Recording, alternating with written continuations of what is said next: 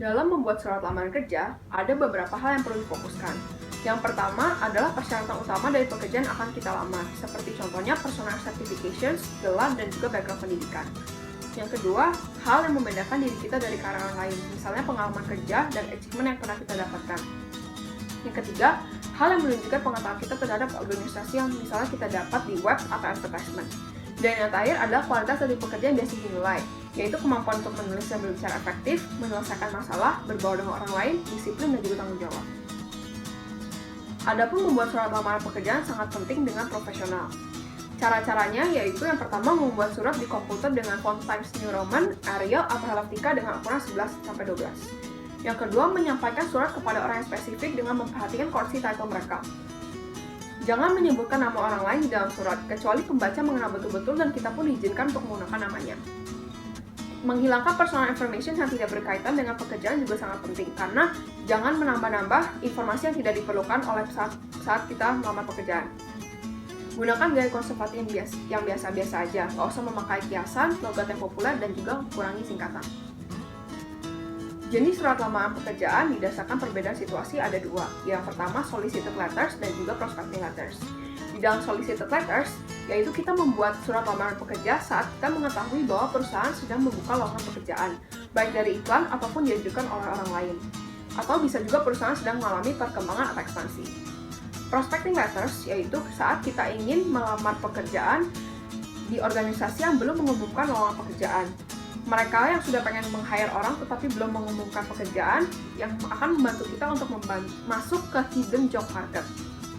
Perbedaan solicited letter dan prospecting letter terletak di awal, yaitu request for action dan juga attention getter. Struktur dalam solicited letter. Di paragraf pertama, kita lebih memperhatikan request for action.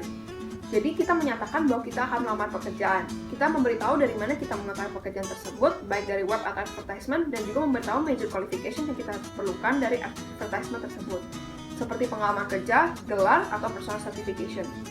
Yang kedua, mengembangkan persyaratan utama lebih detail. Kita mengaitkan achievement kita dengan pekerjaan yang akan kita lakukan nantinya. Yang ketiga, kita mengembangkan persyaratan lain, walaupun tidak dicantumkan di iklan. Ini menunjukkan bahwa kita berbeda dari orang lain juga melamar kerja. Yang keempat, kita meminta untuk melakukan interview dalam paragraf terakhir.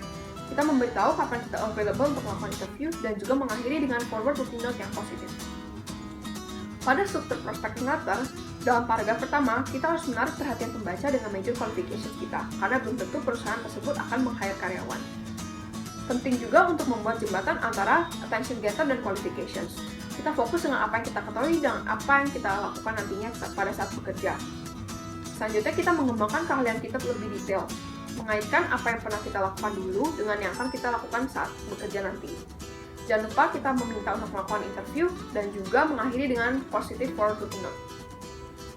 T-letter, yaitu gabungan surat lamaran kerja dengan resume.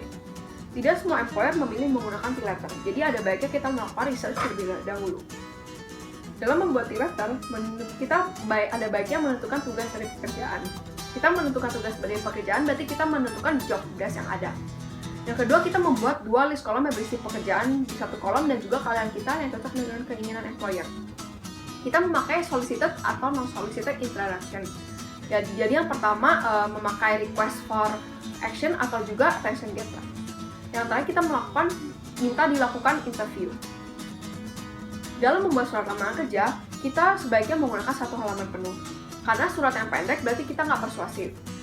Dan kita nggak begitu terlihat tertarik dalam saat bekerja. Dan jangan lupa juga untuk menggunakan attitude dan juga positive emphasis. Email application letter, yaitu kita menempatkan job title di bagian subjek terlebih dahulu. Dan baru kita membuat surat di word processing program dengan spell checker yang nanti akan di-paste di email. Jangan mengirim huruf cetak, jangan menggunakan emoticon atau smileys, dan menempatkan nama dan email address di akhir pesan.